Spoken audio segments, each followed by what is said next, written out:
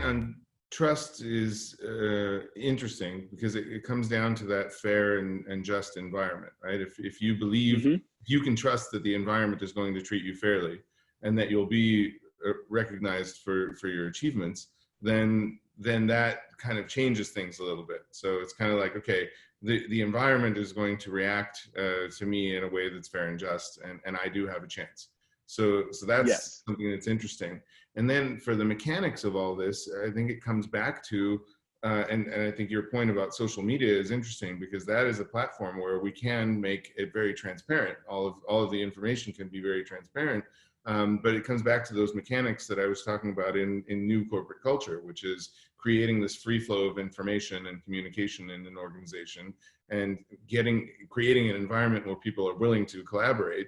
And then building these communities, and the communities could be groups of people that are more like each other, grouping together. But the communities turn into this kind of matrix then, because I might be a part of this community because it's my interest. I might be a part of this community because it's part of my heritage. I might be a part of this community because it's something that I'm striving for, or whatever. And that is a new kind of, let's say, way of pushing things forward, and a way of creating the common value system. And then this decentralized aspect of it.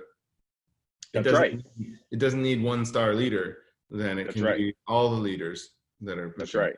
Wow. That's right. And you're building this mesh that you're talking about, that I'm in multiple different groups, and as a result of that, some of these other characteristics kind of don't matter as much, right? Yeah. So I think you're absolutely right.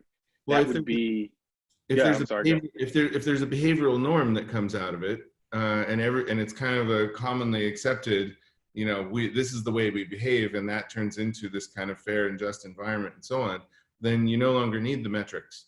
The metrics will always be there because anybody can look at them, but you don't need to manage with the metrics. You use the metrics to stimulate discussion.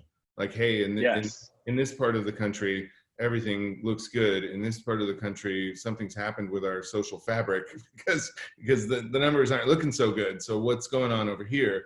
And then that comes into the driver for discussion again. Is this who we are? Is this who we want to be, or not? So absolutely. Interesting.